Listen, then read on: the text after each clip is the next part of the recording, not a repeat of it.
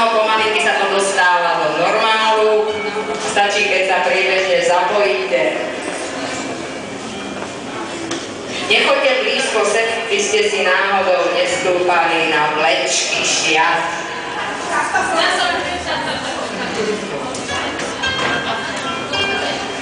Vystrieť sa, nech ste krásne.